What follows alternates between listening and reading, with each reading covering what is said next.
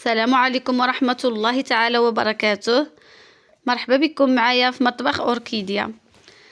فيديو جديد، وصفة جديدة، بداية أسبوع موفقة إن شاء الله.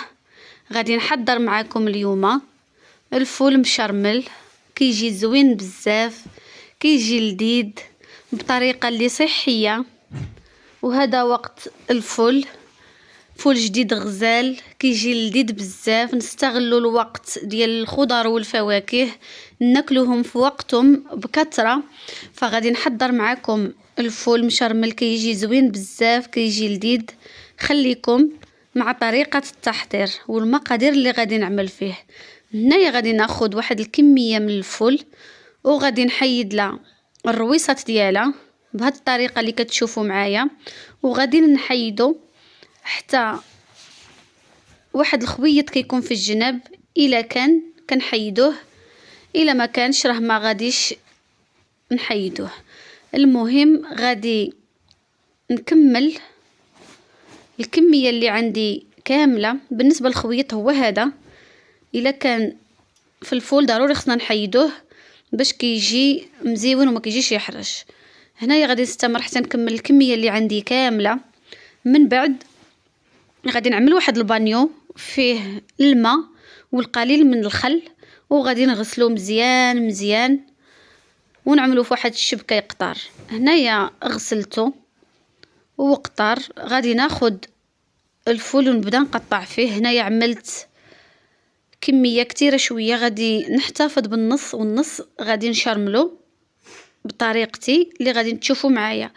هنايا غادي نعمل طنجرة والكسكاس، الطنجرة والكسكاس اللي غادي نفور فيهم الفول.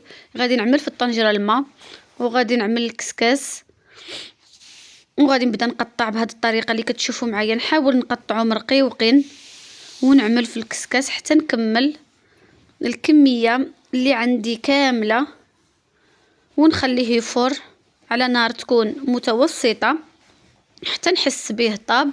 عاد من بعد غادي نشرمل الفول. هنايا كنكون كملت الكمية اللي عندي كاملة وقطعته على هذه الطريقة هذه اللي كتشوفوا معايا. غادي نخليه يطيب. ما خداليش الوقت بزاف، كان طايب 10 دقائق حتى 15 دقيقة كان طايب، لأن الفول جديد وطري. ما خداليش الوقت بزاف كيف ما شفتوا معايا. هنايا قسته بيدي لقيته طايب. غادي نشرملو تشرميله اللي كتجي زوينه بزاف، كتجي لذيذه. المقادير اللي غادي نحتاج للفول صحيه ومفيده. عندي هنايا زيت الزيتون. بالنسبه للفول فكيحتاج الزيت بزاف باش كيجي لذيذ. هنا عندي القزبر والمعدنوس، ملعقه كبيره ممتلئه من الكمون، والملح حسب الذوق. هنايا عندي راس كامل ديال الثومه، فانا كثرت فيها الثومه. وكيعجبني نشرمل الفول في الطاجين ديال الطين، كيعطيه واحد البنه وواحد المذاق مزيون، كيجي لذيذ وصحي نشحروا فيه او صحي نطيبوا فيه. هنايا غادي نعمل زيت الزيتون. من بعد غادي نضيف الملحه. انا عملت الملحه كتيره شويه، ممكن تنقصوا الملح. ملعقة كبيرة ممتلئة من الكمون، لأن الكمون والفول كيتواتاو مع بعضياتهم وكيعطيه واحد البنة مزيونة بزاف. والثومة عملت راس ديال الثومة كامل. من بعد غادي نضيف القزبر والمعدنوس اللي قطعتهم من قبل، وغادي نعمل المكونات على النار ونخليهم يتشحروا في الطاجين. كنعملهم على نار اللي كتكون ماشي مهيلة وماشي عالية، كتكون نار ما بين مهيلة ومتوسطة على حسب الطاجين باش ما يترتقش. بالنسبة للطاجين فغادي نحضر معكم الطريقة كيفاش تعدلوه ملي كيكون جديد باش يصبر معكم. انا عندي الطاجين صبر معايا 15 عام، ما وقعلو حتى شي حاجة، ما تهرس ما تشق ما والو.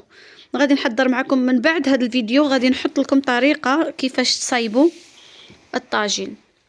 هنايا عملت العطرية في الطاجين وعملتها على النار، وخليت المكونات يتشحروا واحد شوية، ماشي يتحرقوا، غير يتشحروا واحد شوية، ومن بعد غادي نضيف الفول اللي تبخر من قبل. وهاد الكمية اللي خليت غادي نحتفظ بها في المجمد المرة أخرى إن شاء الله. بالنسبة لطريقة الاحتفاظ بالفول مبخر في المجمد، غادي تعملوه في شي ميكا، تخليوه في الكسكاس حتى يقطر مزيان، وتعملوه في شي كيس بلاستيكي اللي صالح للثلاجة، كيس غذائي. غادي نتعملوا فيه الفول وتسدوا عليه مزيان مزيان، وتعملوه في المجمد. كتحتفظوا به شحال ما بغيتو. ملي كتبغيو تجبدوه كتعدلوا التشرميله وكتجبدوه مباشره، كتعملوه على النار وكتشحروه، كتعملوا له العطريه وكتشحروه، كيجي بنين، كيجي لذيذ وكانه يلا تحضر جديد. هنايا من بعد ما عملت الفول وسديت عليه واحد شويه وخليته يتشحر على خاطرو كيف ما كتشوفوا معايا، فكيكون على هذا الشكل هذا مشرمل، طلع منه واحد الريحه غزاله، واحد الريحه كتحمق بين اللذيذ وبنين. فهنايا غادي نخليه يتشحر مزيان مزيان حتى نحس به تشحر مزيان. انا كنشحرو وانا كنضغط عليه بحال اللي كتشوفوا معايا باش كيجي مزعلك وكيجي مزيون. وكتكون الوصفه ديالنا هنايا قربت توجد. غادي نطفي عليه النار. بالنسبه للحار، الا بغيتو تضيفوا الحار، انا ما كنضيفش الحار على حساب وليداتي. هنايا ضفت قطرات من الحامض غزال، كيعطي واحد المذاق مزيون. ضفت الحامض بالنسبه لكميه الحامض حسب الرغبه. انا كيعجبني بزاف مع البقوله ومع الفول، كيجي زوين. من بعد ما طفيت عليه عاد غادي نعمل الحار. اللي بغى الحار كيعملو قدامه. عملت واحد المزيود ديال الحاره، وكيكون هذا هو الشكل النهائي ديال الوصفه ديالنا اللي حضرت معكم اليوم. كنتمنى الوصفه تنال الاعجاب ديالكم وتشاركوها مع الحباب والاصدقاء لتعم الفائده. وشكرا على المشاهده والتشجيع والتعليقات الجميله الطيبه اللي كتخليني دائما نستمر في وصفه اخرى ان شاء الله. غادي نحضر معكم الطاجين كيفاش تصايبوه من الاول. الى اللقاء في وصفه اخرى ان شاء الله.